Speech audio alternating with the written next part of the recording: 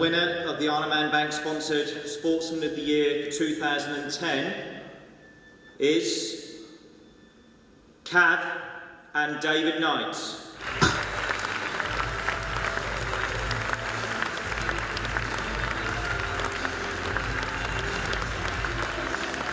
Wow, that's a little bit of history, I might add, of the IoM Bank Sports Award. You are the first person to win 2 awards at the same event.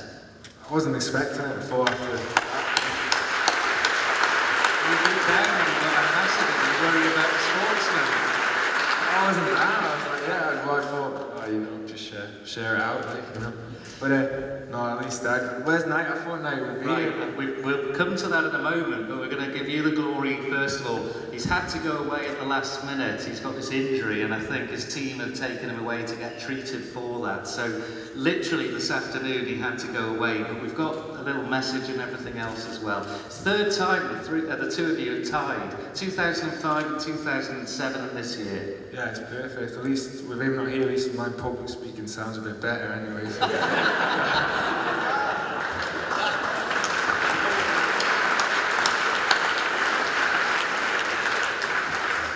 Hang on, I got that wrong. You see, I can't even do it when he's not here. When he's here, it sounds better. No, it's great. He's incredible. The man that he's winning all the time, always and win the FIA World Championships.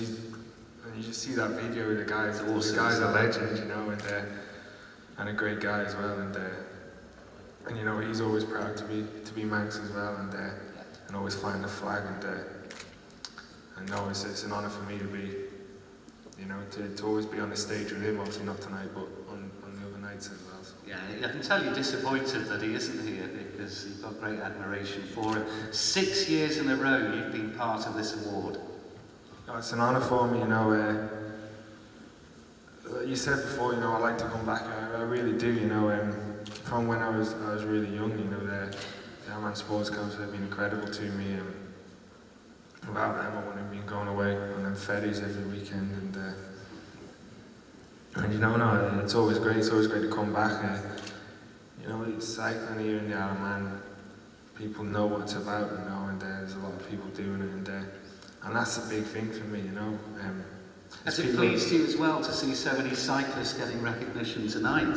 Yeah, absolutely. It shows it's incredible the amount of work the people are putting in around cycling here, like I say, everywhere. I said it in everything I do. I say it in my book, I say it in interviews, I say it everywhere. It's the best place in the world to train.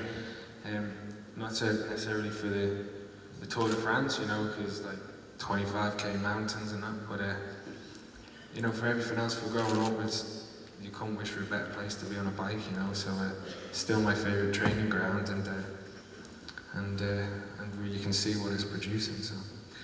Just a quick look at last year, because I know you prefer to look forward rather than back, but 5 Tour de France stages, your first green jersey and stage wins as well in Spain. I mean, it was a magnificent season that started off a little bit ropily. Yeah, I had teeth problems last year. Vanity made me get my teeth sorted, and it went wrong, so vanity is a bad thing, people, okay?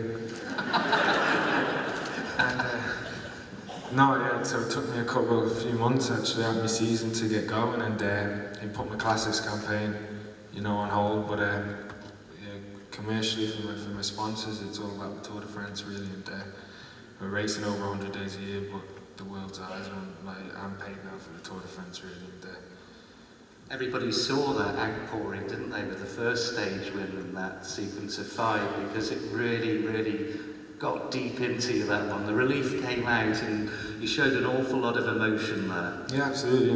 There's a massive pressure on me now.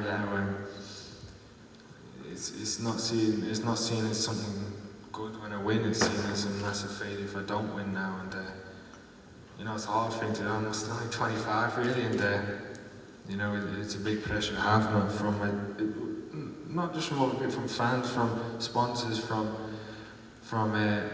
journalists, but from myself. That's the biggest thing, when I put that much pressure on myself. And I think you probably put more pressure on yourself than anyone, don't you? But that's partly why you're so successful. Yeah, it is. I don't like losing really, and yeah, and the Tour de France is just a special thing, you know, when you're a cyclist. Even when you're non-cyclist, you know what the Tour de France is. It's the biggest thing in the world. It means so much to me. I love this sport, and yeah, and to finally know that I hadn't lost it, you know, it was pretty special to me. So. Finally, let's just look ahead to this year. You've done an awful lot of racing already in 2011. The form seems to be there, the results are starting to come. It's all about peaking, as you've just said, so I'm answering it for myself in a way. It is peaking for the Tour de France, first of all. Yeah, I've just had my first part of the year, done 35 days racing already, but I think I've spent, I spent about 10 days in my own bed, like, you know, I've been away a lot, and but you know, it's all gone good. I've had some bad form, but I had some good results, and now I've just got this 1 week free, and then I go back to training, and it's building up for the Tour de France. It's the Giro d'Italia, the Tour of Italy in 3 weeks' time, and with that, and then the Tour of Switzerland, and then the Tour de France, and then the Tour of Spain. It says something when you're actually saying one of the Grand Tours, the Giro d'Italia, is part of your build-up to another one. Yeah, it's reality though. It's how it is, yeah, you know. It's not a hobby, Tim, you know. It's a professional sport, and yeah, I have to perform at the highest level, which is the Tour de France, and consistently do that, you know. So it's all towards that, I'm afraid. Well, listen, we wish you really the best of luck for this year. Great success, I'm sure, will come with all the hard work you put in. Everyone on this island is really pulling for you. We wish you a great, great year again. Maybe you'll be here again on this stage for a 7th time in a row next year. I hope so. Thank you very much.